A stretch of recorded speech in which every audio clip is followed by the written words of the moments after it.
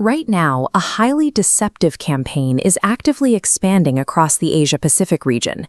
It targets Chinese-speaking users by impersonating trusted software brands, delivering a previously undocumented remote access trojan.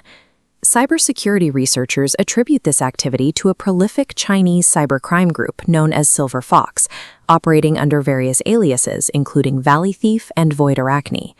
Historically, Silver Fox relied heavily on legacy malware. Their typical infection chains deployed known ghost rat derivatives, tools like ValleyRAT and Windows 4.0. This animated timeline shows the group's historical tooling, but recent forensic analysis reveals they have arrived at a distinctly different capability. Defenders have isolated a new payload, the AtlasCross rat. AtlasCross drops the legacy frameworks. Instead, it utilizes a custom native execution engine designed to actively dismantle and blind modern Windows telemetry from the inside out. To understand the severity of this technical upgrade, we have to trace the entire kill chain, starting from its highly deceptive delivery mechanisms down to its invisible execution in memory. Silver Fox secures initial access through a multi-pronged approach. Operators combine domain typo squatting, domain hijacking, and DNS manipulation to trick users into downloading compromised files. This grid shows a cluster of confirmed malware delivery domains. The deliberate nature of this campaign is evident in the registration data. All of these sites were activated on a single day, October 27, 2025. The naming convention is highly specific. These domains perfectly mimic trusted software brands, VPN clients, encrypted messengers, and video conferencing tools, using official-sounding URLs to suppress user suspicion. When a user downloads software from these bogus sites, they receive a zip archive. Inside is a payload wrapper containing two distinct items, the legitimate decoy application the user expected, and a hidden malware dropper. That dropper takes the form of a trojanized Autodesk installer. To ensure the user's operating system actually executes it, the attackers employ a specific evasion tactic to clear initial security hurdles. They sign the file. The trojanized installer carries a stolen extended validation certificate issued to a Vietnamese entity, Duke Fabulous Co. Ltd., based in Hanoi. The widespread reuse of stolen EV certificates across the cybercriminal ecosystem gives malicious payloads a veneer of legitimacy. It allows the dropper to bypass basic Microsoft Smart Screen filters and initial antivirus checks. Once the operating system verifies the signature and the user runs the Autodesk installer, the execution phase begins. This flowchart tracks the internal execution path. The trojanized Autodesk installer runs, but it acts primarily as a mechanism to spawn a secondary process, a shellcode loader. The shellcode loader has a single immediate function to locate and decrypt a configuration file embedded deep within the installer's code. That extracted file is actually a legacy ghost rat configuration. It holds the precise command and control details the malware needs to phone home. Using those decrypted parameters, the loader initiates an outbound network call to retrieve the actual weaponized payload. This network topology diagram maps that connection. The loader reaches out to a specific remote server at bifa668.com, pulling down a second-stage shellcode payload over TCP on port 9999.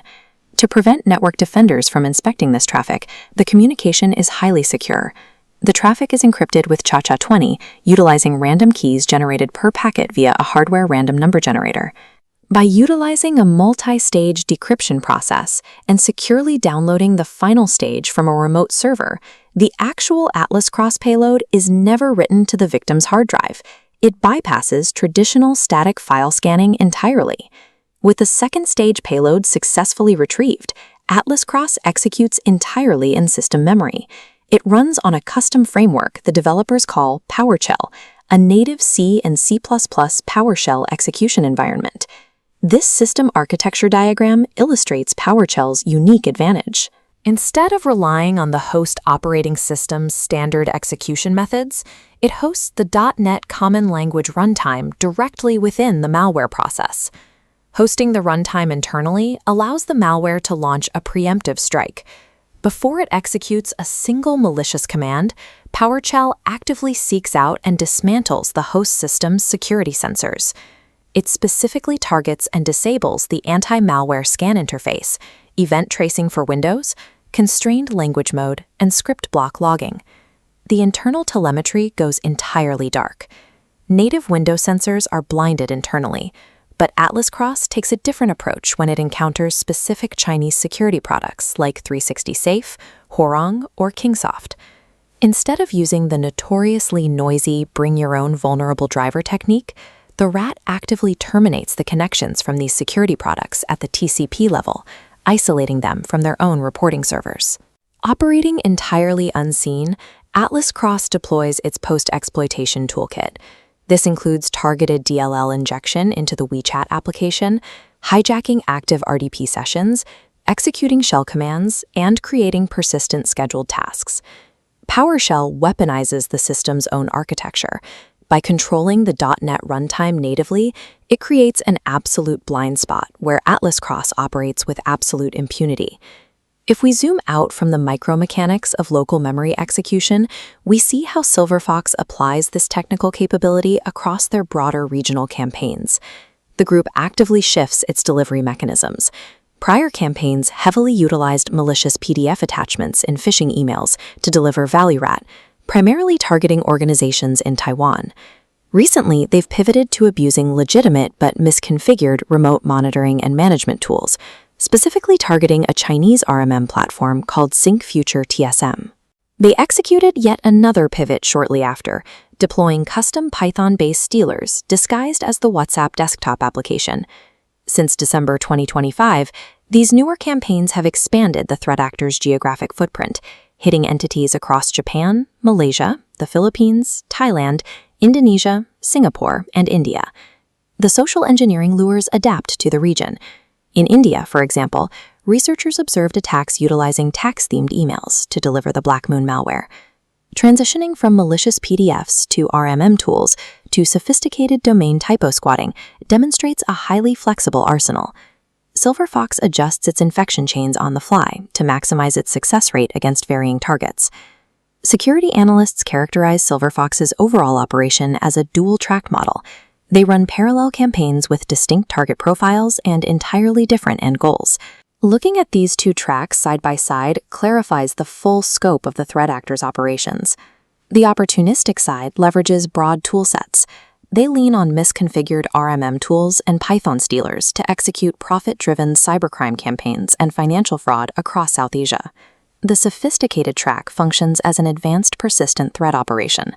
Here, they utilize highly persuasive spear phishing lures, referencing salary adjustments or employee stock plans, to single out Japanese manufacturers and business sectors. The objective of this targeted track is absolute compromise. By deploying custom tools like AtlasCross, attackers take remote control of the machine, harvest sensitive data, and prepare the groundwork to burrow deeper into the corporate network.